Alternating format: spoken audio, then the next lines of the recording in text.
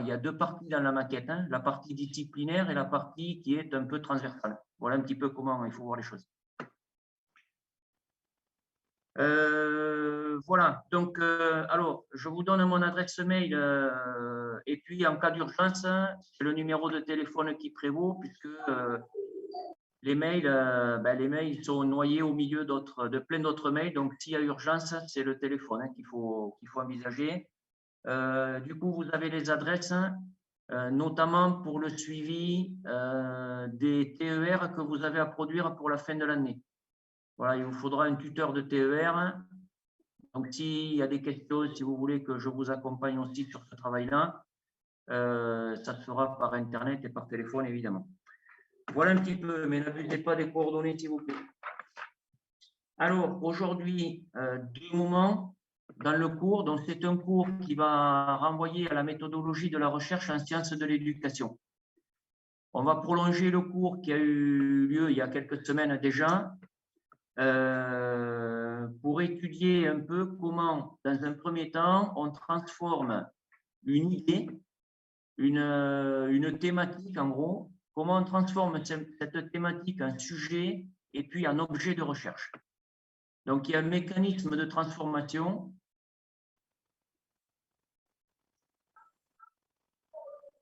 Alors, normalement, s'il y a une clé sur e-cursus, pardon, j'ai une question là. Pour accéder à mes cours, moi, c'est 120 la clé, c'est toujours 120. Je ne sais pas pourquoi j'ai mis 120, mais c'est 120. Voilà.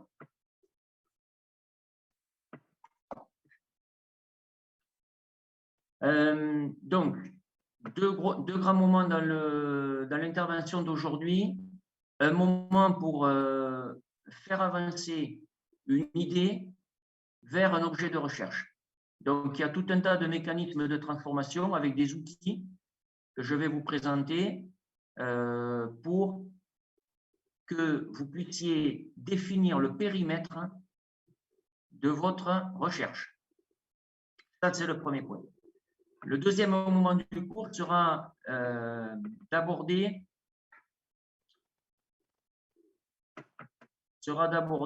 les différentes méthodologies ou les différentes méthodes de recherche en sciences de l'éducation que vous pouvez commencer à manipuler dès cette année pour préparer un peu le mémoire de l'année prochaine.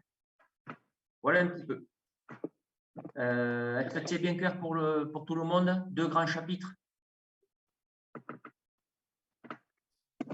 Monsieur, je me permets de rebondir sur vos propos et j'aimerais savoir, est-ce que vous pouvez apporter plus de précision sur le TER à remettre en fin d'année, s'il vous plaît? Ah, c'est une excellente question. Donc, le TER, comme son nom l'indique, c'est un ensemble de travaux, d'études et de recherche.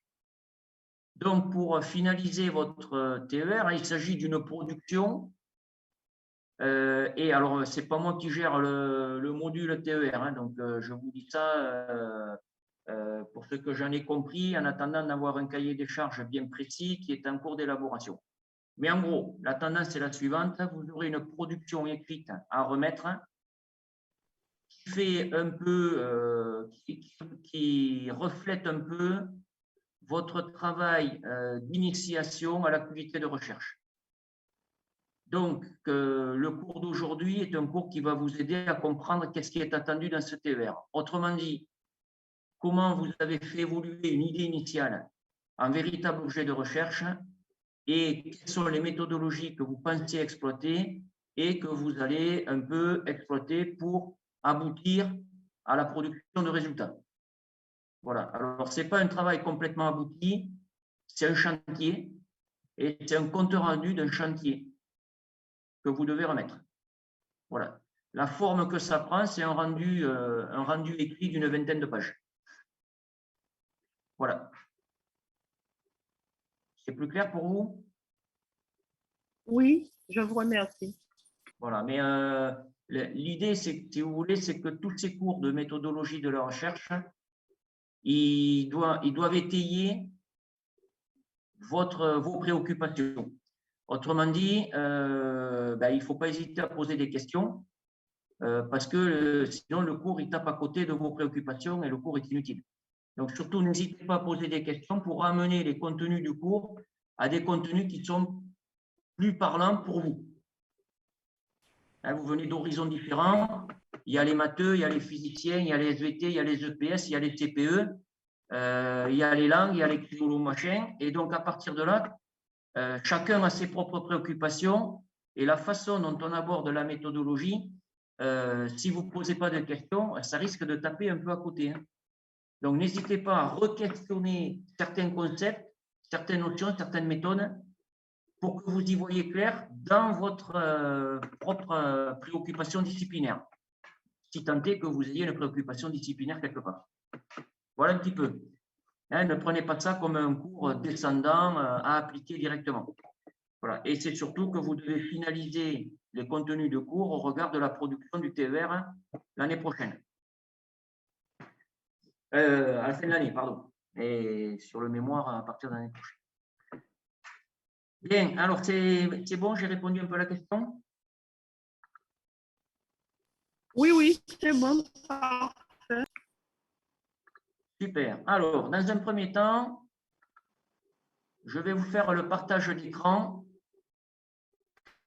Voilà.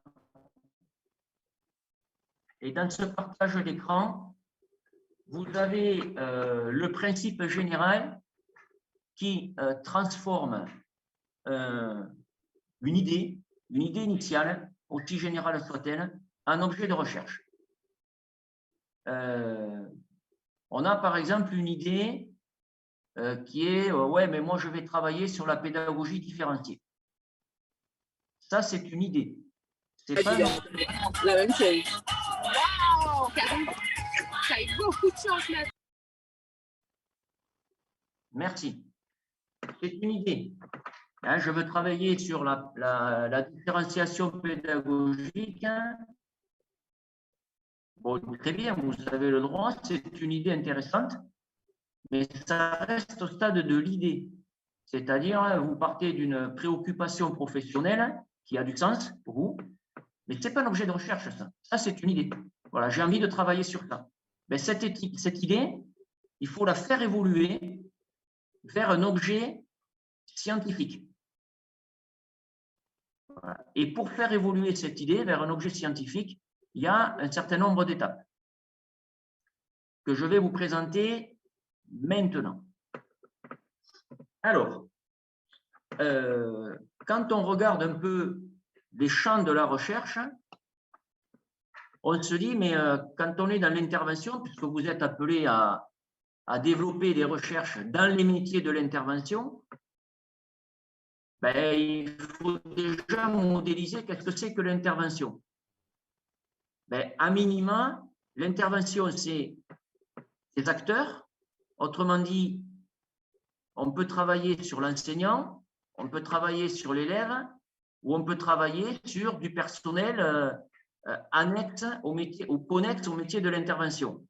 Par exemple, on peut travailler sur l'infirmière scolaire, sur le CPE, le chef d'établissement, l'inspecteur, l'AESH qui accompagne un élève à besoins éducatifs particuliers. Donc déjà, quand on parle de différenciation pédagogique, ben, il faut déjà cibler sur quel acteur on va se porter le travail. Est-ce que c'est sur l'enseignant, la façon dont il différencie? Est-ce que c'est sur l'élève, la façon dont il va s'approprier des éléments dans le cadre d'une pédagogie différenciée? Est-ce qu'on va s'intéresser à comment différencier l'enseignement avec un AESH? Comment le chef d'établissement appréhende dans son établissement la différenciation pédagogique? Donc, vous voyez que l'idée commence à se préciser. En fonction de l'acteur sur lequel on va porter notre regard, l'idée est en train de se transformer. Il apparaît évident que la différenciation pédagogique n'est pas de même nature si on parle de l'enseignant, si on parle du chef d'établissement, si on parle de l'AESH. Vous voyez un peu le propos? Voilà. Donc, le premier registre de précision dans une idée initiale, c'est de citer la question des acteurs.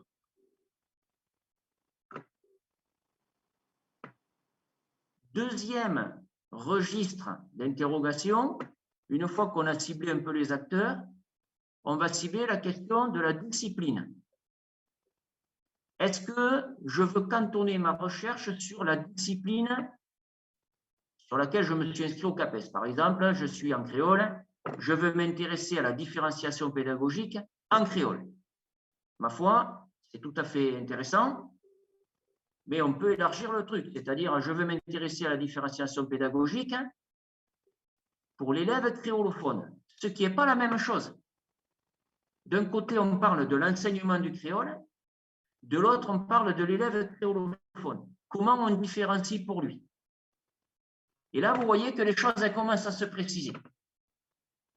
Sur quelle discipline je veux porter mon regard sur la différenciation pédagogique? Est-ce que c'est en général?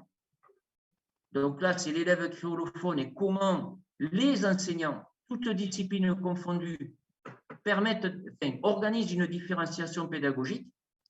Ou alors, je m'intéresse à l'enseignement du créole et ce qui va m'intéresser, c'est d'étudier la différenciation pédagogique dans l'enseignement du créole. Donc, vous voyez que là, l'idée de départ, la différenciation pédagogique, elle prend une toute autre tournure. Ça commence à se préciser sérieusement. Quand je vais croiser la question de la discipline avec la question des acteurs, vous m'accorderez que vous allez avoir quelque chose de plus précis que votre idée générale au départ. Monsieur, j'ai une question. Oui, n'hésitez pas. Par exemple, moi je suis en SVT. Est-ce qu'on peut choisir un sujet qui est en rapport avec notre discipline ou pas? Parce que là, vous nous parlez d'éducation, mais... Ben, je parle exactement de la même chose. Hein. C'est-à-dire que si vous... Bon. Allô? Il y a des interférences là. Hop là. Oui. Je réponds à la question. Donnez-moi une minute. Hein. Comme j'ai des interférences sur le truc, je mets le casque.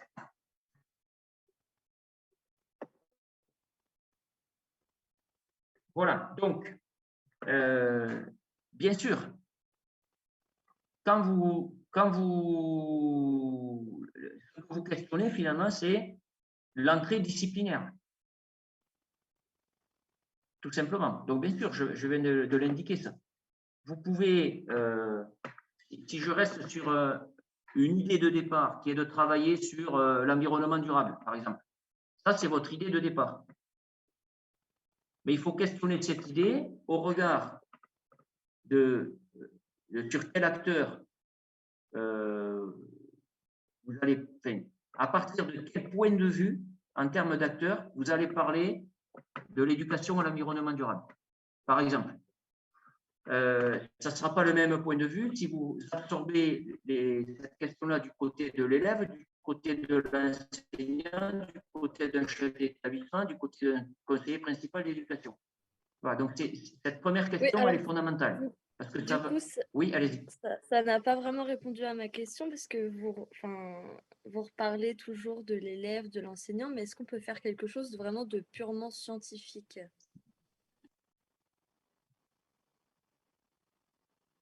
Alors, je ne veux pas insister un petit peu, mais une science, elle se définit avec des objets et des méthodes.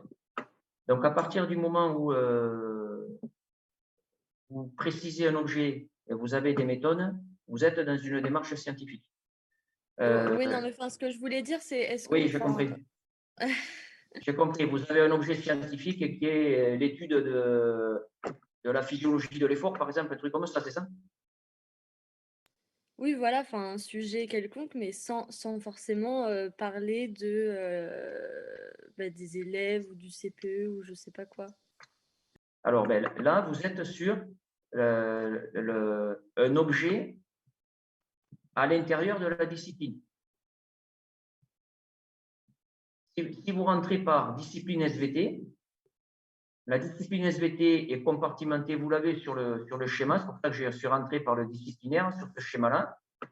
Je suis sur la SVT, je fais différents domaines en SVT, le domaine de la géologie, le domaine de la physiologie, le domaine de ta, vous connaissez ça mieux que moi. Chaque domaine est divisé en secteurs, chaque secteur est divisé en thèmes et chaque thème est divisé en sujets. Donc, il faut bien marquer l'effet entonnoir entre SVT et le sujet que vous proposez. Alors, ça, c'est que du disciplinaire. Par exemple, en maths, on va être sur, bon, je ne suis pas matheux, hein, mais je fais des mathématiques et je veux travailler sur les équations différentielles. Les équations différentielles, c'est le sujet. Mais entre les mathématiques et les équations différentielles, il faut montrer pourquoi vous êtes intéressé à ce sujet-là. Voilà, ce n'est pas un sujet. En gros, ce qu'il faut montrer, notamment à l'introduction dans votre TER, c'est que le sujet que vous avez choisi n'est pas le fruit du hasard ou le fruit d'une lobby quelconque. C'est un sujet qui a été mûri. Et donc, pourquoi dans la mathématique ou dans la SVT, vous vous êtes intéressé à ça plutôt qu'à autre chose, ben, il va falloir l'expliquer. Parce que si cette marque explicative est aussi une marque d'engagement. Autrement dit, c'est la fonction un peu introductive des TER et des mémoires, c'est de dire, voilà, j'ai choisi ce sujet-là parce que déjà, il m'intéresse à moi. Et je vais essayer, vous, jury, de vous intéresser aussi à ce sujet-là. Mais si vous-même, vous n'êtes pas impliqué dans le sujet, ben, le jury ne va pas s'impliquer plus que vous. Donc, si vous dites, ah, ben, j'ai choisi ce sujet parce qu'il faut choisir un truc, ben, le jury va dire, ben, on va lire un truc. Vous voyez le... Voilà, donc vous pouvez très bien choisir un objet très pointu sur la physiologie de l'effort tropical ou sur le procédé pharmaceutique extrait du jus de mangue, ça m'est complètement égal. Il y a une collègue, elle a fait une thèse là-dessus. Vous pouvez très bien choisir ce genre de truc, mais il faut expliquer pourquoi vous l'avez choisi. Voilà. Et en quoi ça va générer quelque chose d'intéressant du point de vue de votre futur métier. Et c'est là qu'il faut peut-être... Voilà, donc, il faut toujours parler de l'éducation en général, quand même, à chaque fois. Vous passez un master MEF quand même. Hein. Vous ne passez pas un master de recherche en biologie marine. Vous voyez ce que je veux dire? Oui, je vois. Voilà, donc on est un peu... Si vous voyez, vous allez avoir un cahier des charges qu'il faut recontextualiser dans le cadre d'un master MEF. Sinon, j'allais dire, il faut vous réorienter sur un master recherche en biologie cellulaire ou en biologie pharmaceutique ou en biologie, je ne sais pas quoi moi. Ce qui n'est pas du tout pareil, vous voyez? Parce que les méthodologies ne vont pas être les mêmes. D'accord. Et dans le même temps, vous êtes bien inscrit dans un cadre de recherche, méthodologie de la recherche en sciences de l'éducation, et pas en biologie. Vous voyez la différence à cerner là? Oui, je vois. En fait, je voulais juste savoir si, quand vous parliez, vous donniez un exemple ou juste si c'était en général. C'est-à-dire? Quand vous parliez des acteurs, du monde de l'éducation, je pensais que c'était juste un exemple parmi tant d'autres, mais en fait, il faut vraiment qu'on en parle. Alors, ce n'est pas obligatoirement en parler, mais c'est s'interroger sur quel point de vue vous voulez avoir. Voilà. Alors, évidemment, quand on est en sciences de l'éducation, parce que c'est vrai qu'il faut recontextualiser ce travail d'études et de recherche dans le cadre de votre cursus. Je ne peux pas resituer je ne peux pas vous décontextualiser le contexte dans lequel vous êtes inscrit, c'est-à-dire un master MEF. Voilà, donc forcément, l'orientation de la méthodologie de la recherche va induire une orientation éducative. Et donc, tout ce dont je suis en train de parler, c'est dans ce contexte-là. Maintenant, évidemment, si vous voulez travailler sur un objet scientifique précis, je pense qu'il va y avoir des soucis du point de vue du cahier des charges qui va être consécutif à ça. Et vous allez avoir des difficultés à trouver un accompagnateur pour le mémoire. Vous voyez ce que je veux dire? Oui, je vois, merci. Voilà, donc c'est pour ça que ce premier temps il est important pour resituer un peu les objets sur lesquels vous pouvez vous orienter. Voilà. Alors, vous pouvez très bien avoir un objet scientifique précis. Par exemple, l'étude des algues ou de la prolifération des algues sous-marines. Bon. Il va de soi que, stricto sensu, cette étude-là ne relève pas d'un master MEF. Elle relèvera d'un master MEF à partir du moment où vous aurez porté un éclairage sur les acteurs de l'intervention éducative. C'est-à-dire comment faire passer le message de la prolifération des algues auprès des élèves. Comment les élèves s'approprient la problématique de la pollution des sargasses. Comment un chef d'établissement s'empare de cela pour la mise en œuvre des enseignements interdisciplinaires, des EPI en particulier. Ce genre de choses. Voilà. Et là, vous restez sur votre objet de préoccupation principale et vous le recontextualisez dans le cadre d'un master en éducation et en formation. Voilà. Après, si vous avez un projet, parce que il y en a que peut-être parmi vous, il y en a qui ont un projet vraiment assez abouti sur un certain nombre de choses. Bon, là, il faut aller voir le responsable de parcours et lui demander si l'objet sur lequel vous voulez travailler est compatible avec le Master MEF. Il sera plus à mesure de vous répondre comment.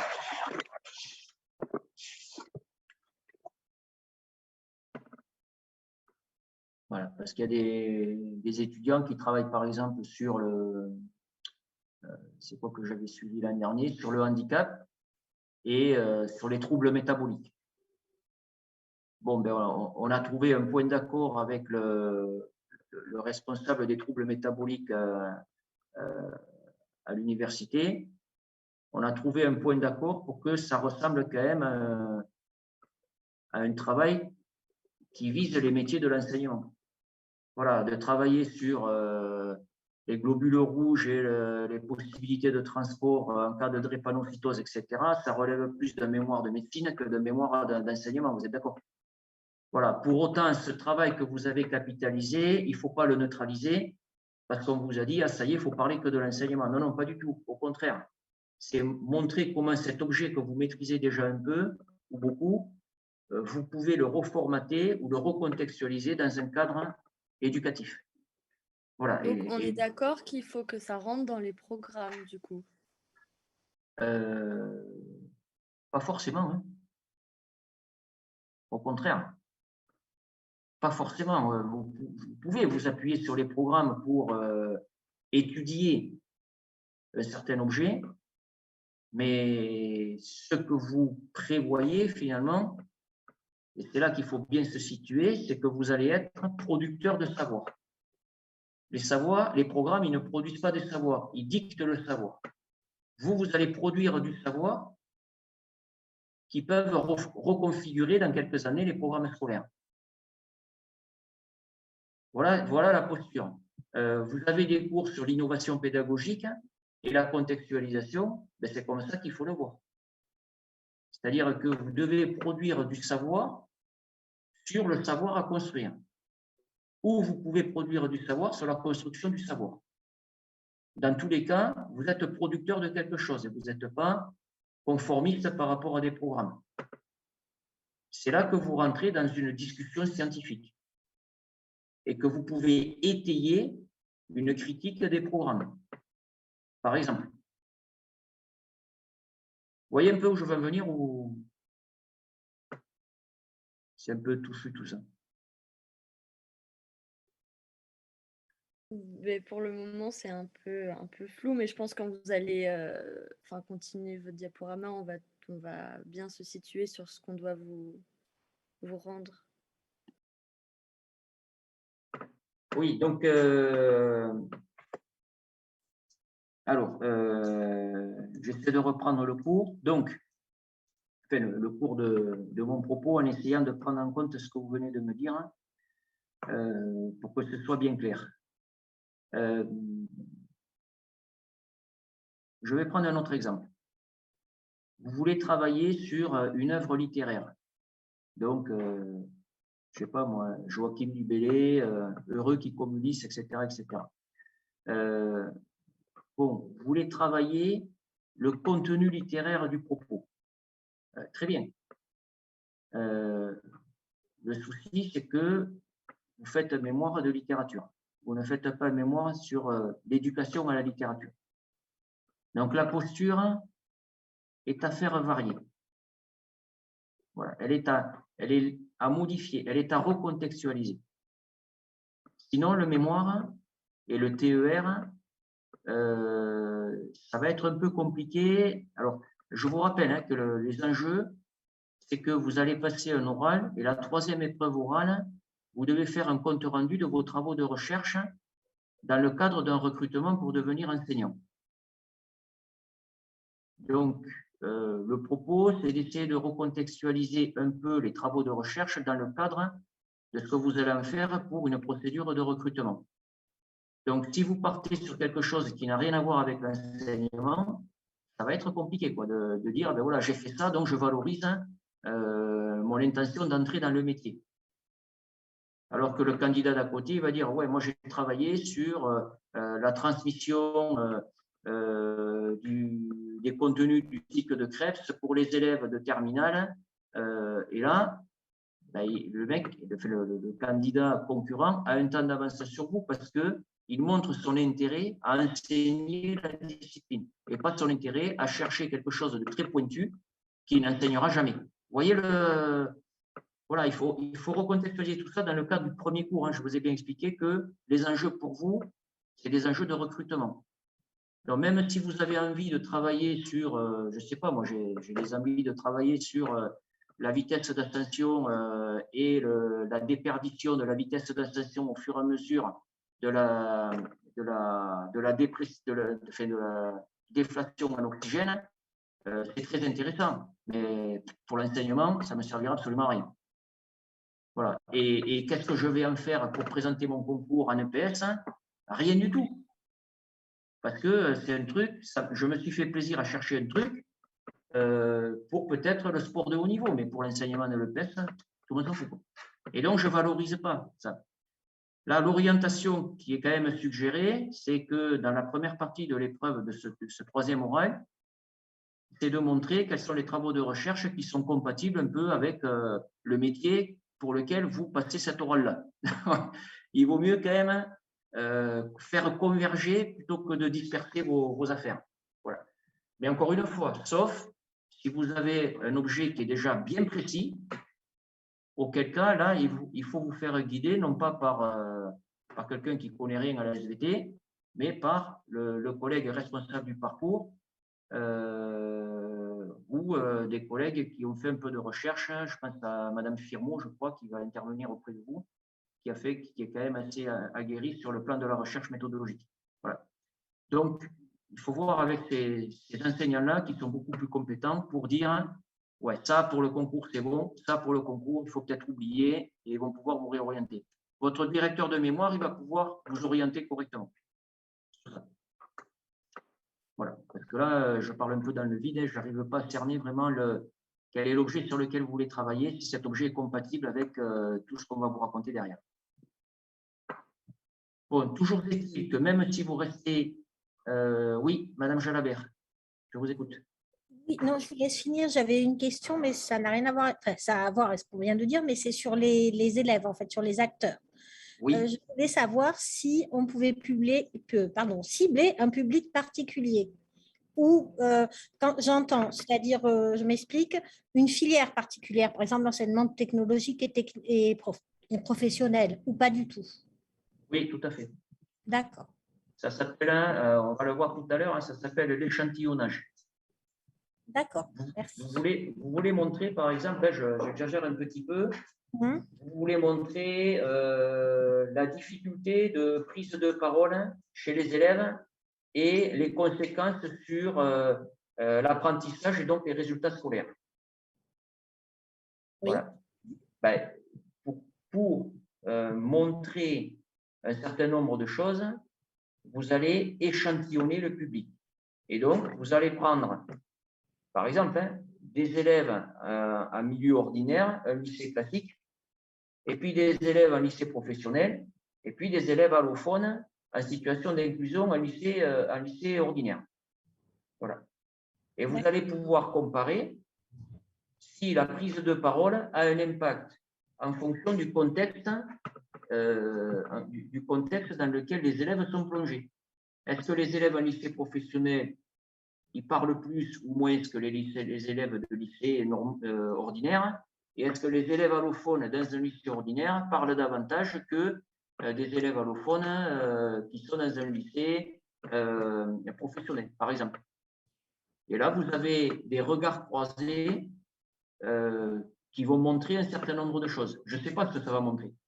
Mais oui, parfaitement, vous pouvez cibler le public. C'est pour ça que je parle des acteurs. Parce que là, vous voyez qu'on peut être de plus en plus précis. Vous pouvez cibler des tranches d'âge. Vous pouvez cibler des types d'élèves, des élèves à besoins éducatifs particuliers. Vous pouvez cibler des filières, les élèves de terminale C, les élèves de terminale ES. Voilà, ça, il n'y a aucun souci là-dessus. Merci. Voilà. Donc, pour les acteurs, c'est le premier regard. Le deuxième regard, c'est l'objet disciplinaire. C'est-à-dire, on veut travailler sur les équations différentielles, on veut travailler sur les effets thérapeutiques du jus de mangue, comme je disais tout à l'heure. On veut travailler sur quelque chose d'extrêmement pointu, d'extrêmement disciplinaire. Ben, ça impose de montrer le lien qu'il y a entre cet objet-là et la discipline scolaire. Voilà. S'il n'y a pas de lien, ça va être compliqué de dire je fais un TER dans le cadre d'un mémoire de Master MEF. Voilà.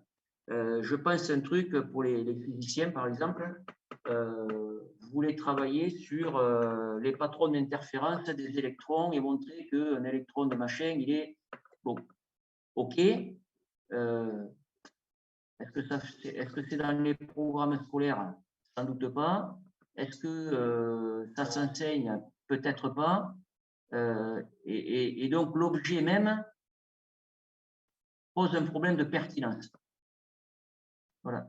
Vous voulez travailler sur, je ne sais pas moi, la limite du trou noir dans l'univers et les effets d'espace-temps dans la limite du trou noir, très bien.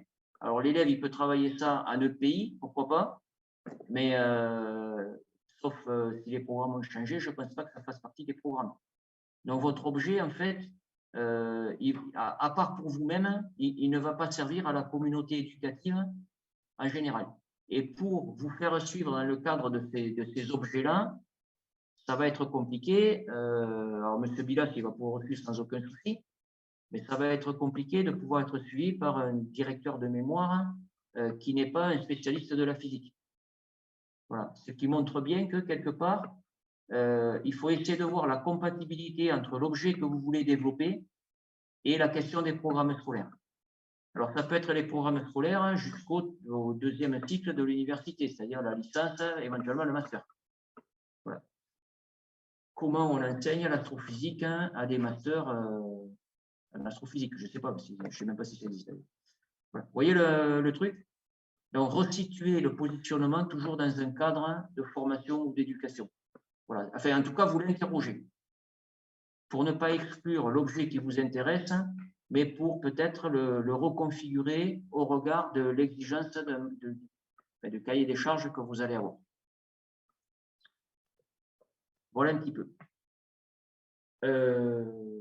Donc, toutes les disciplines se compartimentent en différents champs. Une discipline se compartimente en domaines. Alors, par exemple, on est en éducation physique, parce que je connais un peu le truc. Ben, il y a des domaines en éducation physique qui correspondent au champ d'apprentissage. Voilà. Donc, ça veut dire que la discipline, elle est fragmentée en géologie, biologie, molécules, enfin, je ne sais pas trop quoi, en mathématiques et à l'arithmétique et à la géométrie, pour faire simple dans ce que je connais, etc., etc. Donc, on compartimente la discipline en domaine pour un peu mieux cerner l'objet sur lequel vous voulez travailler. Une fois qu'on a les domaines, on essaie d'envisager dans chaque domaine s'il y a des secteurs différenciés. Alors, des fois, il y en a, des fois, il n'y en a pas. Par exemple, quand on est dans le domaine 1 en EPS, ben, on a natation ou athlétisme. Bon, ben, on va choisir une des deux activités, mais il faut le préciser pour qu'on sache exactement vers quoi vous allez. Voilà. Une fois que le secteur est repéré, chaque secteur peut permettre d'identifier différents thèmes. Donc, on est sur les lancers, on est sur les sauts, on est sur les courses. Bon, ça, je choque personne quand je dis ça, mais vous voyez que là, je suis en train de préciser quelque chose. Je ne fais pas EPS en général. Je compartimente en domaine, j'arrive au secteur qui est l'athlétisme, et dans l'athlétisme, j'ai un choix à faire entre les courses, les sauts et les lancers. Ça, c'est la thématique de mon travail. Je vais travailler sur le lancer du javelot. Et derrière ça, je vais trouver un sujet. Parce que travailler sur le lancer du javelot, ça reste encore très, très large. Alors, peut-être pas pour vous, mais dans l'ensemble, c'est très large. Moi, je veux travailler sur les difficultés qu'ont les élèves à lier l'élan avec l'éjection du javelot. Voilà. Et je veux comprendre pourquoi cette phase-là pose des problèmes aux élèves. Ben là, j'ai un sujet d'étude. Et pourquoi c'est un sujet d'étude? Parce que j'ai approfondi la question du point d'appui disciplinaire pour arriver à quelque chose d'intéressant à développer. Et pour arriver à ça, j'ai compartimenté la discipline en domaines. Enfin, j'ai fait l'effort, en tout cas, de compartimenter la discipline en domaines, les domaines en secteurs, les secteurs en thèmes, et le thème m'amène à un sujet que celui qui va me lire, même s'il n'est pas spécialiste, il comprend un peu l'organisation et l'architecture de ma pensée. Et quand on arrive à ce degré de précision, on est sur un sujet d'étude. Voilà. Mais encore une fois, je suis uniquement dans le canal disciplinaire. Le sujet d'étude peut être revisité par rapport à la question des acteurs.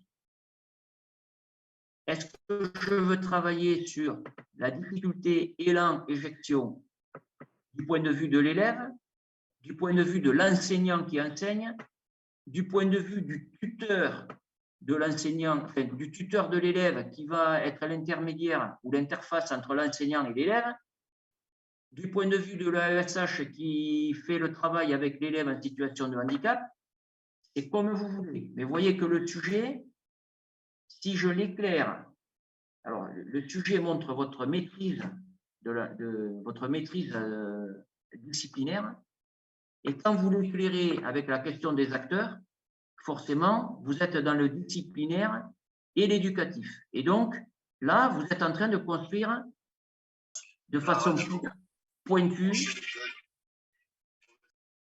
vous êtes en train de construire de façon assez pointue un sujet de recherche, un sujet d'étude. Vous voyez ce que je veux dire? Est-ce que vous avez des questions sur ça? Tu fais quoi? Tu fais ton cours, ouais? Tu fais quoi? Voilà, on désactive le son, sinon on ne va pas se comprendre. Alors, est-ce que vous avez des questions? Allô? Bon. Moi, j'en ai une. C'est à remettre quand, les TER? Oh, c'est la fin de l'année, les TER. Hein. La fin de l'année scolaire ou la fin de l'année civile? Non, on est en université, donc c'est la fin de l'année universitaire. Vous l'avez sur les maquettes, hein, je ne sais même pas si elles ont été publiées sur Icursus, ces maquettes encore. Hein. Mais les maquettes proposent, si vous voulez, des contrôles continus sur la méthodologie de la recherche au semestre 1. Donc, M. Fourissier a dû vous expliquer un peu le protocole évaluatif. Et au deuxième semestre, comme vous avez des cours de méthodo et en même temps des cours de contextualisation, il est attendu de vous la remise d'un TER. C'est-à-dire qu'il faudrait que d'ici la fin de ce semestre, vous ayez déjà pensé un peu à un objet de recherche à travailler pour que derrière, vous puissiez étoffer les dimensions méthodologiques et profiter peut-être de votre lieu de stage le mardi là, pour essayer de récupérer des données et commencer à faire parler des données. Même si ce n'est pas abouti, ce n'est pas grave. L'essentiel, c'est de montrer que vous êtes capable, à la fin de l'année, de procéder à un recueil de données pour produire des résultats. Voilà. Même si les résultats sont un peu bancals, ne sont pas cohérents, etc., on s'en fout. Ce qu'il faut que vous montriez, c'est la compétence à maîtriser une démarche de recherche en éducation et en même temps que vous puissiez montrer votre compétence à récupérer des données et à tripatouiller les données pour produire des résultats. Voilà. Comme ça, l'année d'après, on a la garantie que vous êtes autonome dans la recherche. Voilà.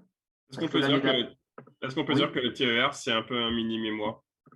C'est le début de mémoire. En fait, le TER, il reflète deux niveaux de compétences. La compétence à s'inscrire dans une démarche de recherche, à restituer une démarche de recherche, et la compétence à récupérer des données et à commencer à fouiller les données. Ça s'arrête là.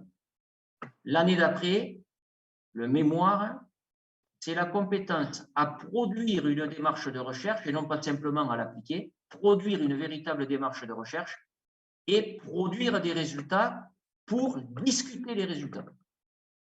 Donc, il y a 3 étapes complémentaires l'année prochaine qui sont d'un autre niveau. Voilà. Alors, pour l'instant, c'est un peu fumeux tout ça pour vous. Peut-être, hein, je ne sais pas trop. Mais ce n'est pas les mêmes compétences. Hein. Être capable de reproduire une démarche de recherche, on peut tout à fait accepter que vous vous appuyez sur un article scientifique et que vous reproduisiez un peu la même chose. Voilà. Sauf que l'intérêt de ce travail-là, c'est de montrer que vous avez compris qu'est-ce que c'était qu'une démarche de recherche dans les métiers d'éducation, premier point. Et deuxième point, que vous avez mis un peu les mains dans le cambouis en disant, bon, ben, j'ai compris ce que c'était la démarche et en même temps, regardez, j'ai pu récupérer des données et commencer à travailler sur des données.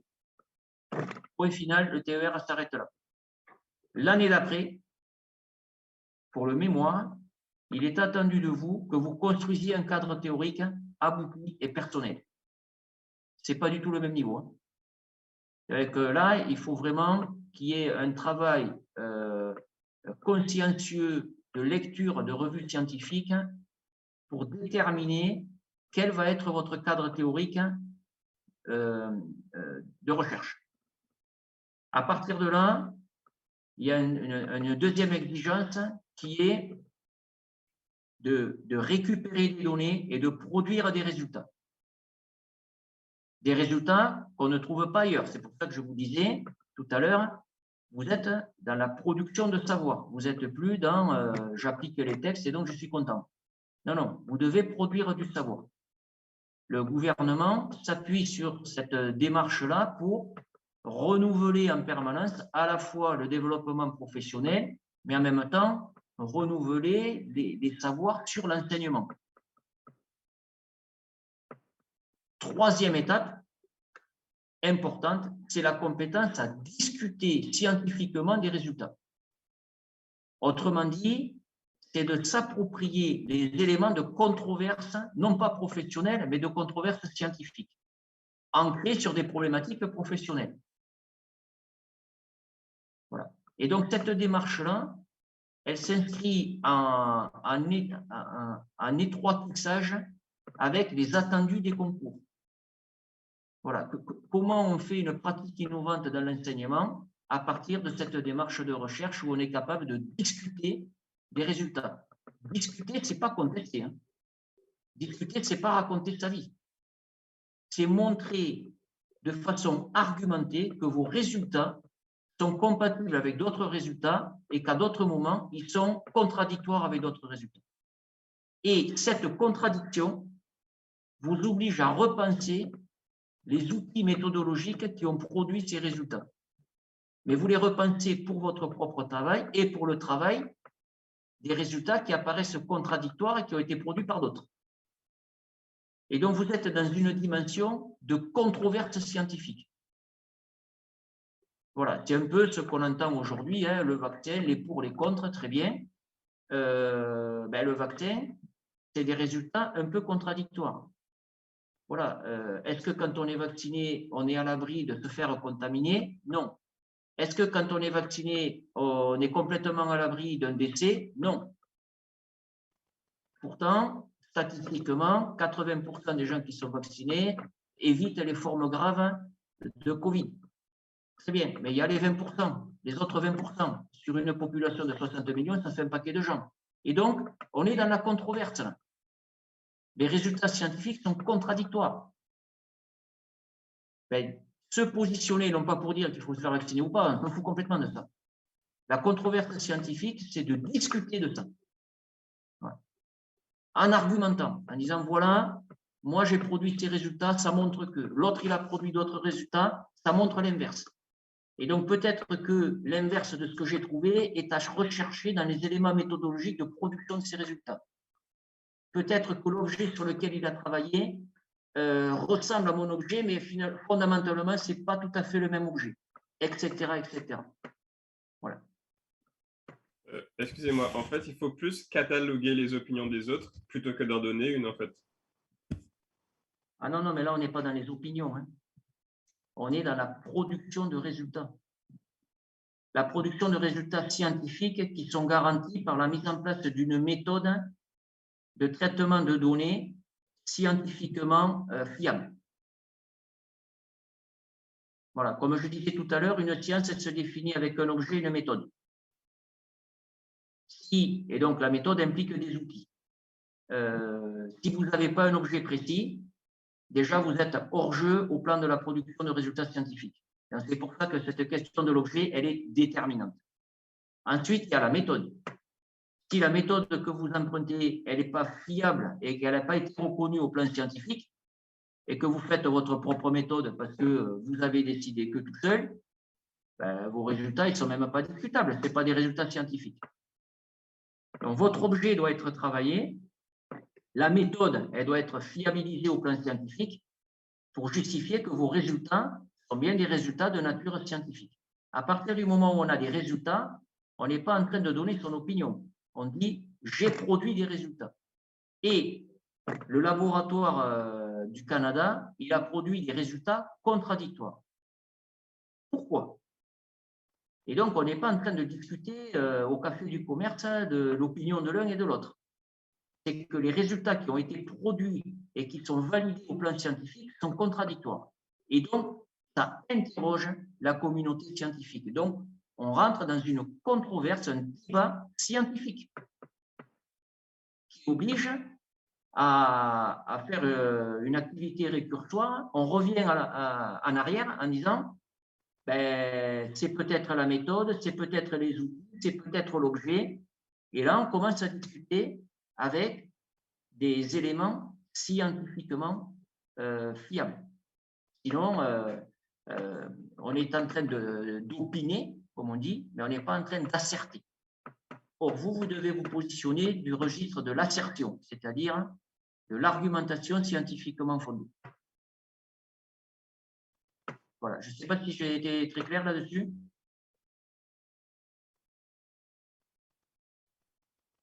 Oui. Oui, oui. Alors, c'est quand qu'on remettra le TER, si c'est la même date pour chaque filière? Oui, je pense que c'est la même date pour tout le monde et le TER, il sera à rendre sans doute avant les examens terminaux du mois de mai. Voilà. Mettez-vous dans la perspective qu'il faut rendre un truc au mois de mai. Voilà, mais ça, ce n'est pas moi qui le gère directement, c'est les responsables en question et ce n'est pas moi le responsable. Voilà. Donc, du coup voilà, je vous permets d'anticiper, mais après, vous aurez une date qui vous sera communiquée. Voilà, mais au mois de mai, voilà, raisonnablement, on peut attendre le début mai, il faut rendre un truc. Monsieur, Oui. excusez-moi. Le Oui, support, il sera mis sur Eclipse ou envoyé par mail? Le support qui est là? Oui. Oui, je peux vous l'envoyer, oui, bien sûr. Oui, du coup, ce serait Merci. Oui, je vous l'envoie, pas de souci. Vous l'aurez. Alors, je vous mettrai le support avec ce qu'il y a un peu avant, que vous avez peut-être vu avec M. Fourissier, et ce qu'il y a un peu après. Hein, vous le voyez sur la bordure ici. Hein, c'est accompagné de qu'est-ce qu'un article scientifique, les différents types d'articles, etc. Bon, je pense que vous avez eu le cours là-dessus. Voilà, mais comme le truc il est complet, je vous l'enverrai en l'état. Voilà. Alors, Merci. il n'y a pas de souci. Donc, si je reprends les éclairages hein, pour construire un objet de recherche, pour l'instant, on est au sujet d'étude, on n'est pas l'objet de recherche.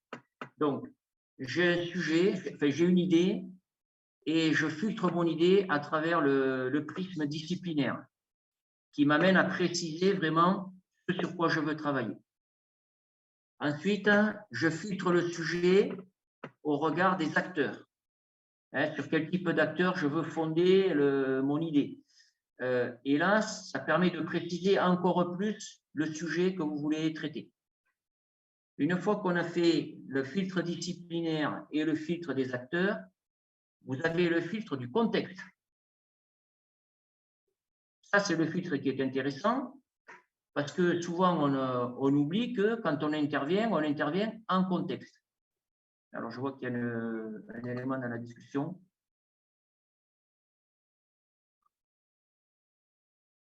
Oui, bien sûr, je vous le mets. Alors, pour le mettre dans le chat, le document, je suis obligé de fermer le document. Sinon, je ne peux pas le mettre. Donc, je vous mettrai le document après l'intervention parce que je vais ouvrir un autre document pour la deuxième partie de l'intervention. Voilà, donc je vous le mettrai, oui, pas de souci. Donc, je me le note sur mon petit cahier là. Document dans le chat. Comme ça, tout le monde est là et on n'en parle plus. Voilà. Encore une discussion. Sur eCursus. Vous le voulez sur eCursus, ce document? Oui, pourquoi pas. Je peux le mettre sur eCursus, si vous voulez. Ok. Ça roule.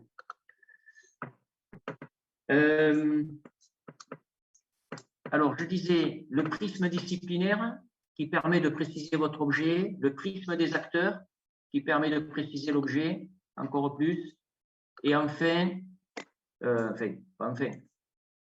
troisième prisme, le prisme du contexte. Quand on intervient dans un contexte. Et on a souvent tendance à l'oublier. Alors, je m'excuse, j'ai un appel. À mon avis, c'est pour le cours. Je prends l'appel, je vous reprends.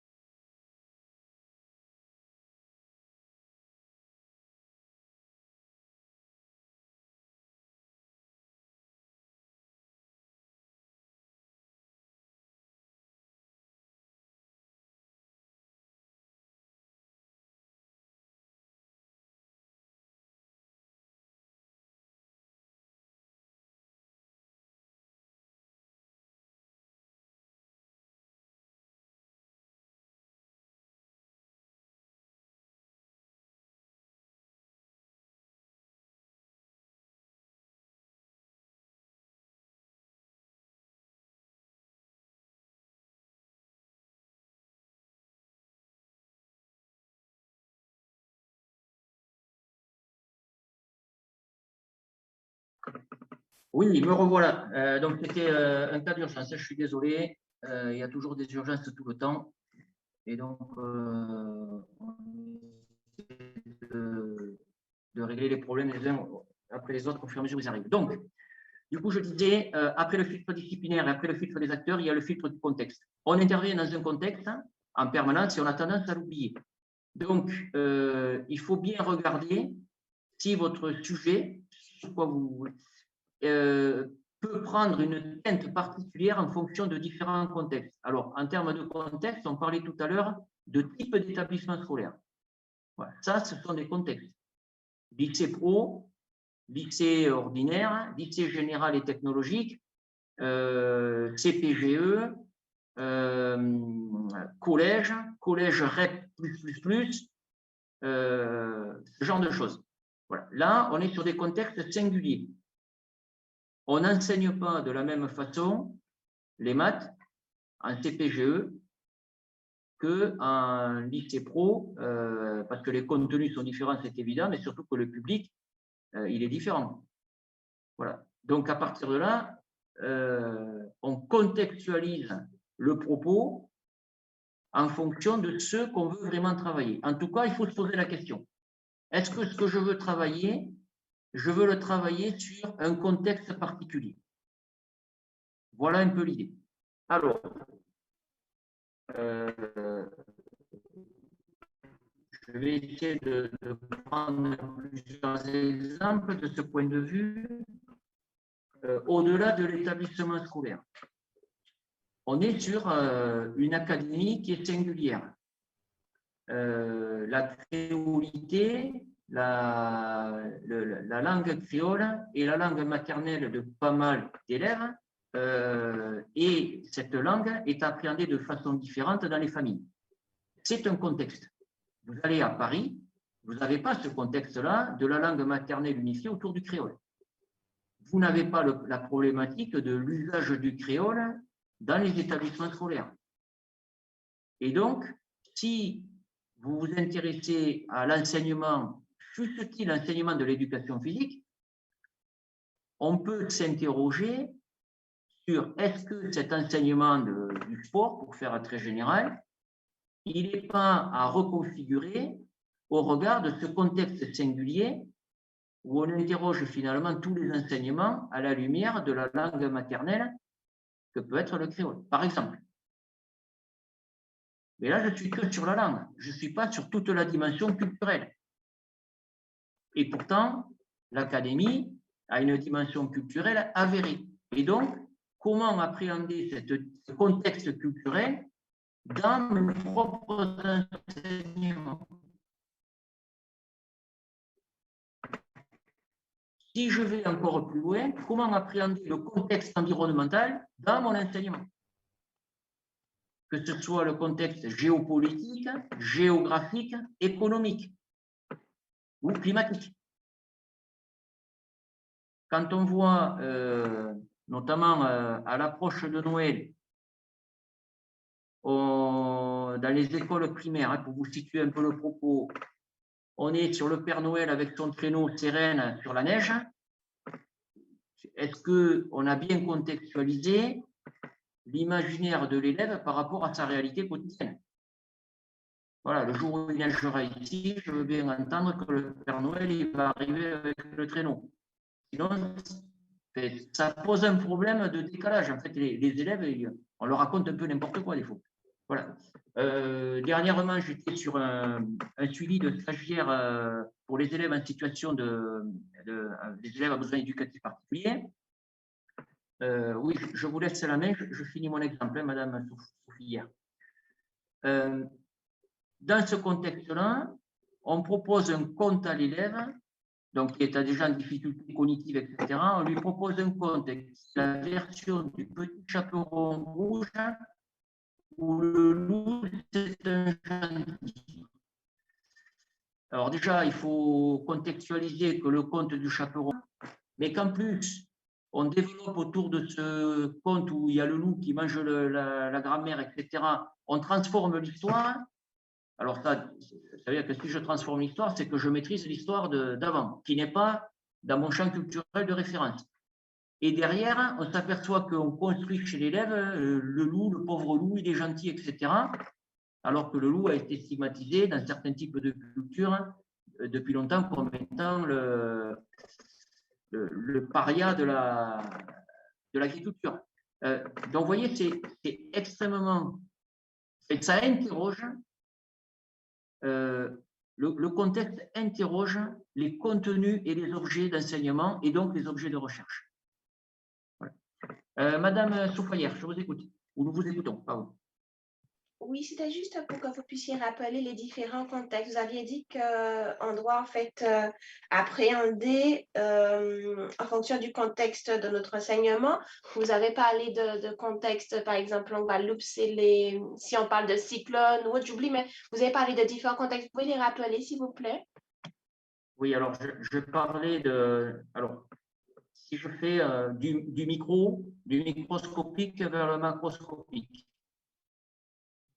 vous avez un contexte de classe qui peut être singulier. Par exemple, quand vous travaillez en ULIS, ben, c'est dans un type d'établissement donné, peu importe. Voilà. Ensuite, vous avez un contexte d'établissement.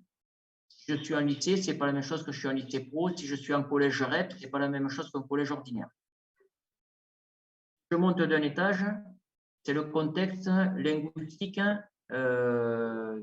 qui configure un peu la région Académie Guadeloupe. Un contexte linguistique, un contexte culturel, un contexte géographique, un contexte géopolitique, un contexte économique.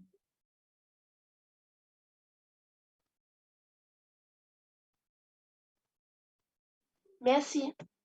Voilà. Donc, je parlais du contexte culturel où, même pour les élèves à besoins éducatifs particuliers, qui, dans leur environnement proche, vivent des choses au quotidien, où on leur raconte que le petit chaperon rouge avait le loup qui est gentil, etc. En Guadeloupe, il n'y a pas de chaperon rouge, il n'y a pas de loup. Donc, vous parlez d'un truc, pour des élèves qui sont déjà en difficulté, vous leur parlez de trucs, ça n'a aucune assise contextuelle intéressante. Et donc, dans ce cadre-là, vous pourriez développer une recherche basée sur le contexte en disant en quoi ce type de conte va permettre à l'élève à besoins éducatifs particuliers guadeloupéen de mieux s'approprier les contenus d'enseignement. Par exemple, ça pourrait être un objet de recherche quand on éclaire un petit peu un sujet sur l'appropriation de la culture littéraire dans le cadre d'un contexte académique singulier. Voilà. En mathématiques, par exemple, on voit beaucoup de problèmes, ou notamment des problèmes additifs dans les petites classes où on dit à l'élève, bon, mais voilà, le problème, vous avez un train qui contient 100 passagers, il s'arrête à une gare, il y a 20 passagers qui montent, il s'arrête à l'autre gare, il y a 10 passagers qui descendent. Très bien. Alors, le gamin, évidemment, le train, il sait peut-être ce que c'est s'il l'a vu sur Internet, mais accordez-moi qu'il n'y a pas de train en Guadeloupe. Donc, du coup, est-ce que le fait de s'appuyer sur ce type de problème favorise ou ne favorise pas l'acquisition des problématiques additives en mathématiques? Voilà. Et ça, vous pouvez l'étendre à un tas d'éléments. Donc, alors, pour ce qui relève de la contextualisation, ça sera abordé au semestre 2 et au semestre 3. Vous allez voir les travaux qu'il y a, notamment autour de comment on enseigne les saisons ici, notamment les quartiers de la Lune, etc. La question de la compréhension du temps par l'élève en Guadeloupe, ce n'est pas la même que la compréhension du temps pour l'élève en France ou en Europe. Voilà. Les latitudes ne sont pas les mêmes. Donc, quand vous dites en Europe ou à un Européen, vous lui dites, bon, les feuilles à tombes, c'est quelle saison? Il va vous dire, c'est l'automne, c'est au mois de novembre. Normal. Bon, vous parlez à un petit Guadeloupéen ou un grand Guadeloupéen, peu importe, qui vit ici depuis pas mal de temps. et qui regarde un peu la nature, hein, parce que s'il est toujours enfermé chez lui à regarder et à jouer aux jeux vidéo, c'est sûr qu'il va pas vous parler de ça. Oui, bon, alors, la saison où les feuilles tombent, c'est quoi? Il va vous dire, c'est la saison sèche, c'est au mois de mars. Voilà, donc vous voyez que le même indicateur, les feuilles qui tombent, les feuilles qui jaunissent sur les arbres, prend une coloration différente en fonction du contexte géographique dans lequel vous positionnez les choses. Voilà un petit peu. Et pour ça, vous allez avoir donc au semestre 2, au semestre 3, un tas d'études qui vont le spécifier. Voilà un petit peu. Donc, le contexte, le disciplinaire, les acteurs. Voilà un petit peu les trois prismes privés, un véritable sujet d'étude. Voilà. Si vous n'apportez pas ces trois éclairages-là pour questionner votre idée initiale, vous risquez de passer à côté d'une construction de sujet peut-être très pertinent, tout simplement parce que vous n'aurez pas fait l'effort de le préciser au départ. Voilà. Initialement, on a toujours une idée de quelque chose. Et au fur et à mesure où on questionne ça, à la lumière de ces trois filtres, à minima, eh bien, on a beaucoup de chances de faire évoluer le truc vers quelque chose d'encore plus précis, d'encore plus pertinent. Voilà un petit peu. Est-ce que c'est à peu près clair, ce premier travail qu'il y a à faire pour montrer un peu comment vous faites évoluer, quel est votre raisonnement et comment le sujet que vous allez travailler, sur lequel vous allez vous intéresser, a mûri, en fait.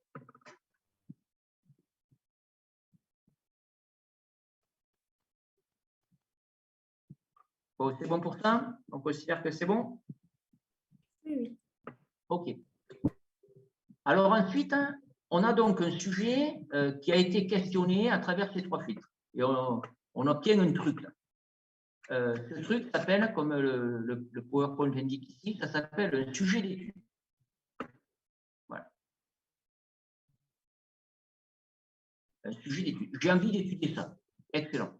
Et donc, je vais mettre à l'étude le sujet. Pour mettre le sujet à l'étude, je vais commencer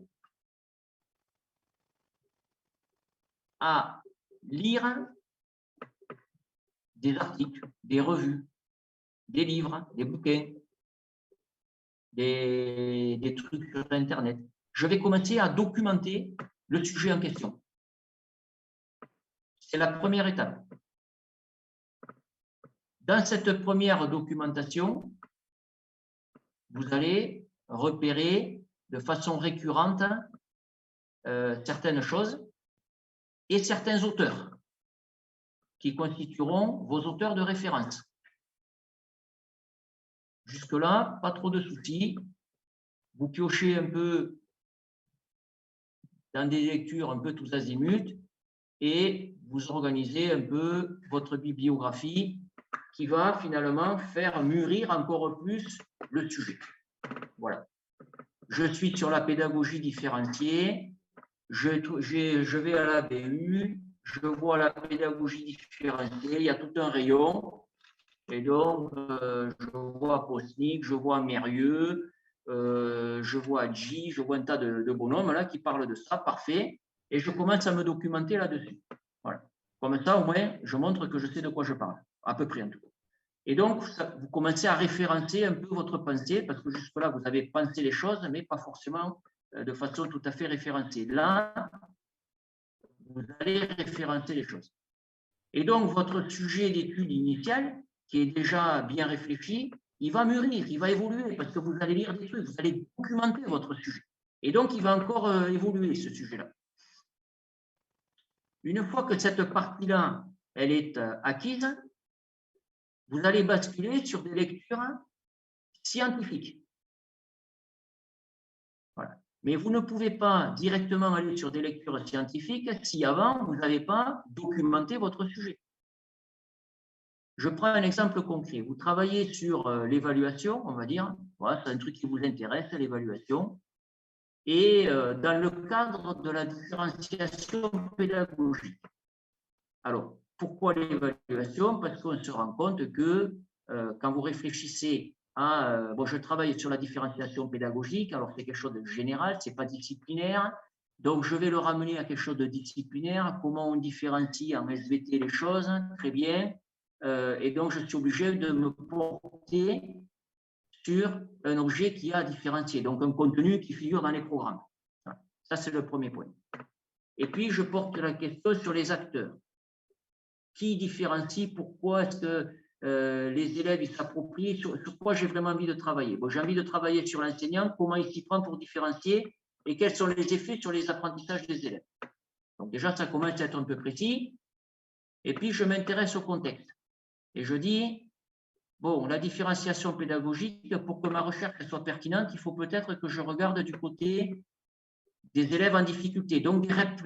Donc, je vais cibler un contexte d'établissement où le travail que je vais faire sur la différenciation à propos d'un objet de savoir disciplinaire aura énormément de sens. Donc, les élèves en difficulté, donc les REP+. À partir de là, j'ai déjà réfléchi, je n'ai pas documenté mon objet, je l'ai réfléchi.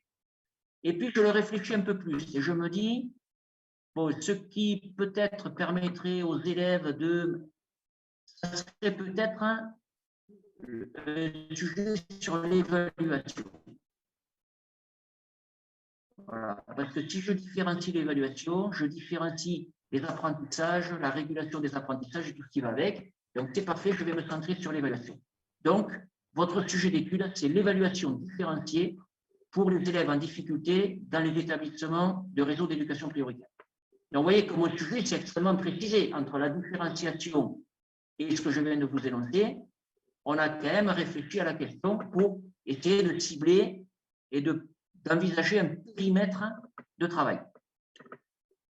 Du coup, je vais procéder à quelques lectures. Et là, je prends en première lecture un dossier qui récapitule un petit peu les évaluations formatives, formatrices. J'ai besoin de faire un tri là-dedans pour documenter un peu mon propos, pour montrer que je ne suis pas novice dans cet univers de l'évaluation. Je suis quelqu'un qui maîtrise un peu la question. Donc, il y a intérêt à parler de l'évaluation, comme tous les professionnels de toutes les disciplines en parlent. À partir de là, vous vous réfugiez sur l'évaluation, comme j'ai dit, hein, Hadji, Posner, Perrenou, Mérieux, tout ce que vous voulez. Et donc, vous documentez un peu le propos. Voilà. Et comme vous voyez, on s'oriente dans le propos sur, finalement, ce qui va m'intéresser, c'est le concept d'évaluation partagée. Pourquoi? Parce qu'on s'aperçoit que plus l'évaluation est explicite pour l'élève, et plus l'élève est en réussite. Voilà, ça peut être… Mais là, vous voyez que vous avez encore précisé votre sujet d'étude. C'est un truc que vous n'avez pas pensé avant. Avant de quoi? Avant d'avoir lu ce qui est produit dans la littérature professionnelle à propos de l'évaluation. Donc, du coup, vous partez avec cette idée renouvelée sur l'évaluation partagée. Bien. Et donc, là, vous pouvez commencer à chercher qu'est-ce qui, du point de vue scientifique, rend compte de cette problématique de l'évaluation partagée. Donc, vous rentrez sur votre moteur de recherche, là, Google Scholar ou Cairn, ou si vous voulez, là. Vous avez été briefé d'ailleurs sur ça? Ou pas du tout? Oui. Voilà. Donc, si c'est le cas, c'est réglé. Vous rentrez sur votre moteur de recherche avec le mot-clé évaluation partagée. Ce qui va vous orienter sur des lectures scientifiques qui seront beaucoup plus précises que celui qui va rentrer par différenciation pédagogique ou évaluation tout court. Parce que là, le mec, il est noyé. Donc, vous voyez l'importance que ça va avoir pour être efficace dans votre recherche littéraire scientifique. Sinon, vous partez avec un mot que vous pensez maîtriser et puis finalement, comme vous ne l'avez pas bien réfléchi et surtout pas bien documenté, vous allez vous retrouver avec 1,150 milliard réponses en moins de 0,04 secondes bravo. Et alors, avec tout ça, le temps que vous lisiez tout, ben, ma foi, il va y avoir un souci de délai, quoi. Évidemment. Alors que si vous rentrez avec quelque chose d'assez ciblé, de toute façon, vous allez voir tout ce qui est travaillé sur ça. Ben, déjà, vous allez restreindre le périmètre des recherches. Voilà. Donc, une fois que vous avez votre sujet d'étude, vous commencez par des lectures générales pour savoir si votre point de vue, il est documenté ou pas. Vous le documentez, vous faites évoluer votre sujet et après, vous rentrez dans la lecture scientifique stricto sensu, qui va vous obliger, dans un deuxième temps, à faire un tri dans la revue de littérature scientifique. Il va falloir trier les documents qui parlent vraiment de votre sujet, des documents qui sont juste à la périphérie. Voilà, pour montrer que vous êtes capable de vous documenter, mais en même temps de hiérarchiser votre documentation. Ça, c'est l'objet, la première partie de votre compétence à montrer dans le TER. Être capable de se documenter sur un sujet et d'organiser, de trier, de hiérarchiser la bibliographie que vous avez trouvée et que vous avez exploitée. Voilà. Souvent, on a ce qu'on appelle une revue de littérature où tout est mis en vrac et puis c'est nous qui devons lire et on doit trier. Non, c'est vous qui triez et nous, on doit lire ça de façon fluide. Voilà.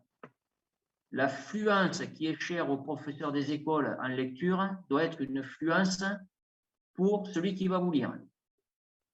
Donc, si vous n'avez pas hiérarchisé votre propos dans la revue de littérature, ça va être un peu compliqué de vous lire et de vous comprendre. Voilà.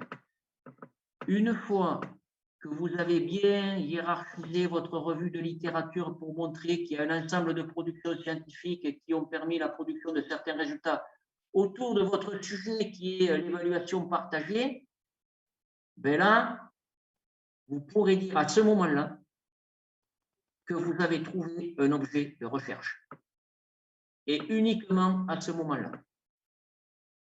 Parce que toute la revue scientifique de littérature sur l'évaluation partagée va encore transformer votre idée d'évaluation partagée en quelque chose d'encore plus pointu. Voilà. Et donc, vous allez être sur quelque chose comme, par exemple, j'essaie de rester général pour tout le monde, sur la mise en œuvre d'une évaluation formatrice conjointe partagée entre le tuteur et le tutoré dans un cadre d'enseignement en tutorat, par exemple. Voilà. Parce que vous avez fait évoluer votre idée, parce que quand vous allez lire la littérature scientifique sur l'évaluation partagée, il y a un ensemble de choses qui sont déjà trouvées, et puis il y a des éléments qu'on ne trouve pas, notamment sur l'évaluation partagée dans le cadre d'un enseignement en tutorat. Voilà. En quoi l'évaluation partagée ou l'évaluation formatrice partagée peut être bénéfique aux apprentissages coopératifs. Purée, j'ai déjà l'objet de recherche, la problématique, et je peux faire des hypothèses autour de ça. Voilà. Voilà. Pour ceux qui n'ont pas d'idée, vous pouvez prendre celle-là. Voilà. Donc, l'idée générale, c'est de vous montrer comment on part d'une idée, d'une thématique qui est un peu, qui vous semble précise au départ, il n'y a pas de souci. Mais par quels outils vous devez passer pour être sûr que cette idée est bien un objet de recherche. Sinon, vous allez rester sur de l'idée générale et votre objet, ça reste une idée, donc ce n'est pas un objet de recherche, donc vous êtes un peu hors jeu dans le cadre des attendus de qu'est-ce que ça peut être un TER. Un TER, travail d'études et de recherche. Monsieur? Et donc, l'essentiel du travail, oui, je vous laisse la parole, l'essentiel du travail, c'est de montrer ça, de montrer ces différentes étapes et les outils que vous avez mobilisés pour arriver à quelque chose qui va être mis en étude et en recherche. Oui, je vous écoute. Vous bougez votre diaporama? Non, pas du tout. Ah, d'accord, ok. Pourquoi ça bouge chez vous? Non, c'est juste pour savoir si c'est moi ou... Mais ok. Non, non, c'est le même diapo. En fait, il n'y a qu'une diapo en fait, hein, pour le propos que je viens de tenir là, pendant une grosse heure. Là. Voilà, c'est parce que c'est une étape importante.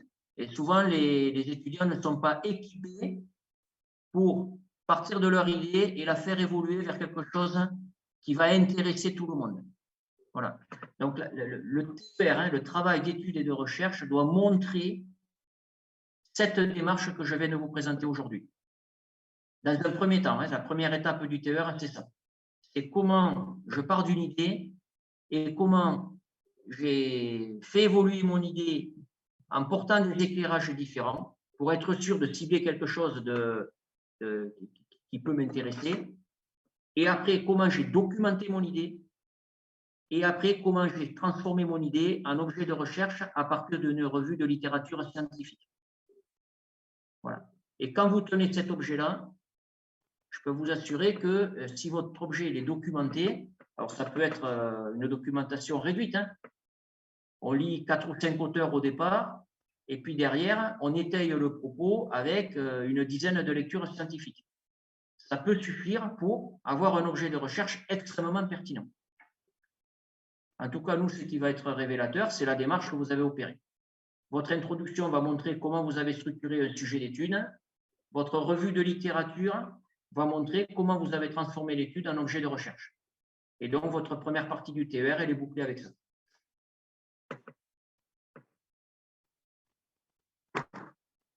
Est-ce que c'est à peu près clair pour tout le monde? Ou est-ce qu'il y a encore des questions sur ça? Monsieur? Oui. Dans tous les cas, vous allez revenir sur la méthodologie par la suite. Quelle méthodologie?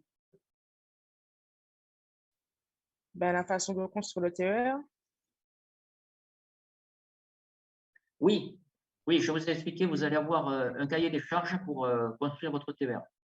Voilà. Alors après, là, je dois avouer que comme ce n'est pas moi qui suis responsable de l'enseignement en général, de ce type de travail, hein, ça fait partie du bloc recherche. Hein, et comme vous avez pu le constater, il y a des responsables. Hein, dans chaque bloc, il y a des responsables. Là, en l'occurrence, les responsables du bloc recherche vont vous fournir dans un premier temps un cahier des charges avec les attendus de ce TER. Voilà. Moi, ma démarche est la suivante, elle est un peu d'anticiper tout ça en vous disant, pour faire un bon TER, parce qu'il y a TER et TER, hein, moi je vise le bon TER. Pour faire un bon TER, il faut montrer que vous êtes parti d'une idée et que votre idée, elle a évolué à travers une réflexion personnelle avec des éclairages différents, que votre idée, elle a été documentée et qu'ensuite, cette documentation, elle a évolué vers des revues scientifiques pour aboutir à un objet de recherche qui est l'objet sur lequel vous allez appuyer votre TER. Après, il y aura la deuxième partie.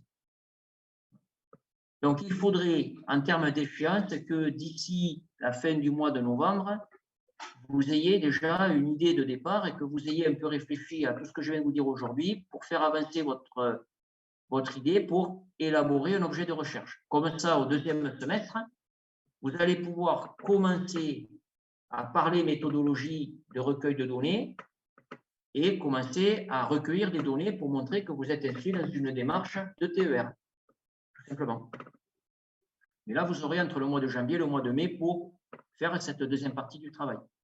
Voilà, mais l'échéance incontournable, c'est en relation avec l'évaluation que vous allez avoir suite au TD, hein, parce que M. Forissier a dû vous expliquer que vous allez être évalué 2 fois, une première fois après le TD1 ou le TD2, voilà, au choix, et une deuxième fois sur le TD 3, 4 et 5. Enfin, 3 ou 4 ou 5. C'est vous qui faites le choix du TD en question. Parce que les choix sont... Voilà, donc 2 évaluations, TD1 et 2 au choix, TD 3, 4, 5, 6 au choix. À partir de là, l'attendu final, c'est de pouvoir produire une introduction, une revue de lecture une revue de lecture scientifique pour aboutir au moins à un objet de recherche, avec une problématique et des hypothèses. Et pour ceux qui pourront avancer plus vite, ben, ça sera la méthodologie en plus. Voilà. Et la deuxième partie, deuxième semestre, ça sera la mise en œuvre d'un recueil de données et le traitement des données pour éventuellement commencer à produire des résultats. Voilà. Monsieur, Oui. comme vous avez dit que le TER, c'est le chantier du travail qu'on devra faire sur le mémoire, est-ce que du coup, pour le TER, on ne doit pas trop pousser la documentation? C'est-à-dire qu'on doit faire un minimum, quoi, comme c'est 20 pages et que c'est un peu le chantier, comme vous avez dit, du mémoire. On ne doit pas aller trop loin. Ben, disons que là où vous allez être en difficulté pour cette année, c'est dans le recueil de données, dans le traitement des données, dans les résultats à produire. Et à mon avis, vous n'aurez pas suffisamment de résultats pour, pouvoir discuter. Mais si vous êtes… Voilà, il n'y a pas de limite dans la documentation. Hein. À minima, il faut 4 ou 5 auteurs en lecture initiale et comme j'ai dit, une dizaine d'articles scientifiques qui étayent le propos pour bien montrer comment vous avez construit votre projet de recherche. C'est un minimum. Après, évidemment, un maximum, 50 auteurs si vous voulez, et puis 50 articles scientifiques, pourquoi pas. Voilà, mais le minimum, c'est un peu compliqué. Mais voilà, mais de toute façon, vous allez vite vous rendre compte que on est plus en train de sélectionner les articles que de dire il n'y en a pas assez. Voilà, celui qui dit qu'il n'y a pas assez d'articles, ou il n'a pas Internet chez lui, ou il n'est jamais allé chercher quoi que ce soit, parce que même quand vous rentrez avec des mots-clés extrêmement pointus, vous tombez sur des millions d'articles. Donc, ce n'est pas possible de pas trouver. Voilà. Vous allez être plutôt appelé à sélectionner et à trier plutôt qu'à dire je n'ai pas trouvé. Ce n'est pas possible. D'accord, merci. Voilà. Donc, ne vous limitez pas dans votre documentation parce que ça fait partie vraiment de la première partie. Alors,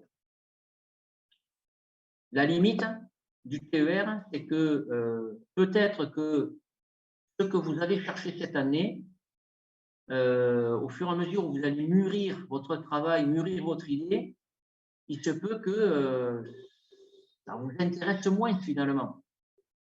Donc évidemment, vous n'allez pas changer cette année en cours d'année. Par contre, le TER aura validé une compétence à maîtriser une démarche de recherche et à commencer à produire des résultats. Mais si vous vous apercevez à la fin de l'année que finalement, ce n'est pas cette thématique-là que vous voulez travailler, ça en est une autre, eh bien, vous pouvez toujours recommencer l'année prochaine. Parce que l'année prochaine, c'est un autre travail, d'autres compétences qui s'appuient sur les compétences premières du TER. Voilà. Alors, il y en a qui ont des objets de recherche qui peuvent prolonger sur 2 ans. Et puis, il y en a qui vont, dans leurs travaux de recherche, c'est pour ça que ça s'appelle travail d'études et de recherche, ils vont s'apercevoir que la thématique en question, elle n'est pas porteuse. Et donc, oui, ils vont terminer leur travail pour finir l'année, mais ils savent déjà que l'année prochaine, ils vont travailler sur autre chose. Et ce n'est pas gênant parce que dans le cadre du recrutement au concours de cette Oral 3, où vous devez présenter vos travaux de recherche, ben, ce candidat-là, il pourra dire, ben voilà, pendant 1 an, j'ai cherché dans tel secteur, ça n'a pas abouti pour telle et telle raison. Et donc, je me suis réorienté cette année vers un autre secteur qui, lui, a abouti et voilà ce que j'ai trouvé. Et donc, finalement, le mec, il n'est pas mis en défaut. Au contraire, il a 2 axes de recherche. Un qui n'a pas abouti sa première année pendant le TER. Il peut justifier ce qu'il a fait, il peut justifier les résultats qu'il a trouvés. Il peut expliquer pourquoi ce secteur-là était un peu limité et pourquoi l'autre secteur qu'il a choisi est beaucoup plus porteur. Il va présenter également ses résultats, il va discuter ses résultats, etc. Donc, vous voyez que ce n'est pas gênant du tout de changer d'objet entre cette année au TER et l'année prochaine le mémoire. Il y en a qui vont réussir à le prolonger sans souci. Il y en a qui vont bifurquer entre cette année et l'année prochaine et ce n'est pas un souci non plus. Voilà. Parce que les compétences évaluées sont des compétences qui se coordonnent. Cette année, on évalue la compétence à produire un objet de recherche et à maîtriser une démarche. L'année prochaine, ça sera la compétence à produire des résultats, à s'approprier un cadre théorique, à construire son propre cadre théorique, s'approprier les résultats, produire des résultats et discuter ces résultats. Voilà un petit peu. Moi. Oui. Allô? En général, le TER, il fait combien de pages? Ouais, je l'ai dit, à mon avis, ça sera une vingtaine de pages. Mais ça va dépendre des collègues quand ils vont se mettre d'accord sur le nombre de pages. Il y aura un cahier des charges. Hein. Le cahier des charges vous indiquera un peu les choses. Alors, d'expérience, le cahier des charges sur le mémoire, il y a un attendu qui tourne autour de 50 pages. Donc, le mémoire de fin de Master 2, 50 pages. Alors après, il y a les annexes, ça peut monter plus haut évidemment, mais en gros, c'est 50 pages en termes de volume. Là, l'estimation qui me semble à peu près raisonnable. Alors, ça peut être peut-être 15, peut-être 25, je ne sais pas trop, mais quand vous abordez les choses un peu comme je vous les présente, imaginez, vous avez votre idée sur la différenciation pédagogique, hein, et en introduction, vous allez parler déjà dans un premier temps de pourquoi vous parlez de ça, pourquoi ça vous intéresse. Donc, vous allez parler de votre expérience professionnelle ou pré-professionnelle vécue au cours de vos stages. Vous allez parler de votre intérêt personnel pour la différenciation pédagogique parce que vous avez peut-être un parcours de vie qui, justement, a manqué de différenciation vous concernant. Vous allez raconter un peu les… Oh là! Nous, on n'a pas… Oui, c'est quand vous voulez. On va partager… ouais. Vous pouvez toujours dans l'introduction relater des expériences professionnelles de vos propres collègues. Et donc, vous voyez que l'introduction, elle fait déjà 4 ou 5 pages pour présenter un peu pourquoi vous intéressez à ce sujet-là. Ensuite, vous allez rentrer dans ce qu'on appelle la revue de littérature. Donc, revue de littérature, c'est comment vous documentez votre propos. Et là, vous rentrez en disant, ben voilà, j'ai apporté l'éclairage un peu sur les acteurs, l'éclairage sur les contextes, l'éclairage disciplinaire. Et à partir de là, j'introduis telle ou telle lecture en référence à Philippe Mérieux, en référence à Charles Hadji, en référence à Postnik, en référence à Perrenou, en référence à un tas d'auteurs. Donc, du coup, vous précisez le propos et puis après, vous classez de façon hiérarchique les revues de littérature. Tel auteur a produit tel résultat relatif à ce domaine-là. Tel autre auteur a produit tel autre résultat. Et puis, les résultats s'emboîtent. Voilà. Et donc, ça m'oblige à dire que mon objet de recherche, il va porter sur ça. Voilà. Voilà un petit peu. Donc, vous voyez que le temps que vous parliez de tout ça, avec toutes ces références-là, bah, vous êtes déjà à 15 pages. Hein. Alors après, vous allez dire un peu la méthode. Et puis, vous allez peut-être recueillir des résultats dans le courant du mois de février-mars. Et donc, tout de suite, on est à 27 pages. Hein. Il n'y a aucun problème là-dessus. Hein. Vous inquiétez pas sur le volume. Hein. Oui, il y a quelqu'un qui avait levé la main. Nous vous écoutons. Oui, bon, juste une petite question pour préciser. Quand vous nous avez dit fin novembre avoir une idée de départ, est-ce qu'on est sur sujet d'étude ou est-ce qu'on est sur objet de recherche? Alors, fin novembre, il faudrait que vous ayez un objet de recherche presque, voilà. Si vous voulez, fin octobre, début novembre, il faudrait déjà avoir son sujet d'étude, c'est-à-dire avoir réfléchi correctement avec les éclairages contextuels, disciplinaires et agentiques, c'est-à-dire du point de vue des acteurs, au sujet. Voilà.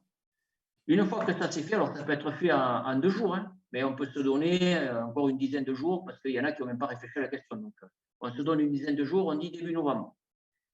Après, on peut se donner 15 jours pour documenter un peu le sujet, pour voir un peu s'il y a des auteurs en général, s'il y a des revues un peu. Alors, vous avez une revue qui s'appelle les dossiers de veille de l'IFE, l'Institut français de l'éducation. Il y a une documentation extrêmement riche, hein, des dossiers qui portent sur des thématiques. Par exemple, la thématique de l'évaluation, c'est un dossier de l'IFE de 2014. Vous avez recensé tout ce qui est produit depuis le début du siècle sur l'évaluation. Donc, ça ne sert à rien d'aller lire 25 000 auteurs. Vous avez tout dans le dossier de l'IFE sur l'évaluation. Donc là, c'est un dossier de lecture initiale, celui-là. Et donc, vous allez documenter de façon extrêmement pointue votre travail. Vous allez dire, ah oui, mais dans le dossier, j'ai mis ça, donc ça me donne telle idée. Et donc, vous faites évoluer votre idée. Ça, il faudrait que ce soit fait le 15 novembre un peu. Voilà, entre le 15 et le 20 novembre, pour vous donner des fourchettes. Par contre, après, quelques lectures scientifiques pour étudier un peu le propos au plan scientifique, hein, là, il vous faut une quinzaine de jours complémentaires. Donc, fin novembre, début décembre, il faudrait que vous ayez votre objet de recherche. Voilà. Voilà, je ne sais pas si c'est bon, j'ai répondu à peu près à la question. Oui, oui, tout à fait, merci. OK. Dans la forme de la lecture scientifique qu'on peut trouver sur Google Scholar, parce que vous avez parlé des dossiers IFE, les dossiers IFE rentrent plus dans la lecture initiale ou dans la lecture scientifique en fait? Eh bien, dans les dossiers de l'IFE, vous avez des lectures tout venant et des références scientifiques. Voilà, par exemple, dans les dossiers de l'IFE, vous pouvez trouver un auteur comme Linda Halal qui publie des bouquins qui ne sont pas du registre scientifique. Elle explique, c'est du registre professionnel, si vous voulez. Voilà, donc dans l'IFE, il y a des éléments du registre professionnel, mais il y a aussi des éléments du registre scientifique. Voilà, c'est pour ça que quand on s'intéresse un peu au domaine de l'éducation, s'il y a un dossier tout préparé à l'IFE, ben, allez dans cette première lecture. Parce que cette première lecture vous renvoie d'un côté à des lectures un peu, je vais dire, plutôt de nature professionnelle et puis des lectures plutôt de nature scientifique. Et comme vous avez les références, après, c'est plus facile de tout de suite basculer sur des références précises, aller voir les auteurs, aller voir ce qu'ils ont écrit. Voilà. Parce que le premier document de travail, il est fiable. Voilà. Après, si vous prenez, comme en EPS, par exemple, vous prenez la revue EPS pour les écoles primaires, bien souvent, c'est des collègues qui publient dans cette revue, ils relatent leur expérience. Voilà, j'ai fait ça avec mes enfants à l'école. Très bien, mais quelle est la portée scientifique du truc? Il n'y en a pas du tout, en fait. C'est juste parce que dans cette école-là, dans le contexte de cette école-là et du département dans lequel il a pu faire ça. Donc, c'est très bien. Ça permet de faire un partage professionnel d'expérience qui peut m'aider à mieux cerner quelque chose, mais ça ne fait absolument pas partie du registre des revues scientifiques. Voilà. Et du coup, je serais peut-être obligé à lire plein de revues professionnelles pour faire un peu évoluer mon travail, alors qu'au final, quand je prends le dossier de l'IFE, ben, vous faites un bond en avant qui va être d'une autre nature. Voilà, c'est pour ça que je vous oriente sur ce type de dossier. Voilà, ou alors vous avez des revues scientifiques, Sciences Psy par exemple, qui parlent de la question du tutorat et notamment des tuteurs de résilience. Bon, ben, quand un élève il a été traumatisé, notamment en échec scolaire, etc., la question de tuteur de résilience. Alors ça, c'est une revue scientifique.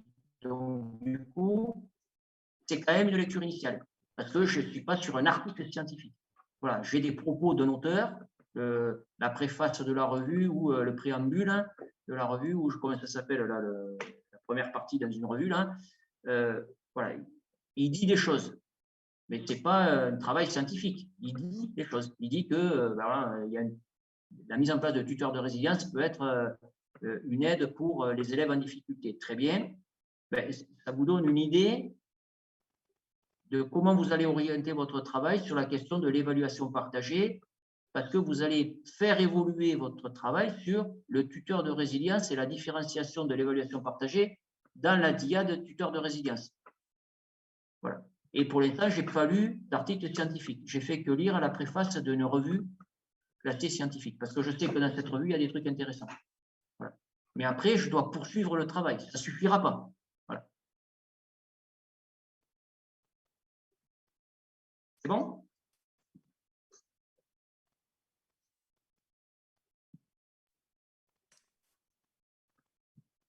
Oui. OK. Alors, il y a un point de discussion. OK, parfait.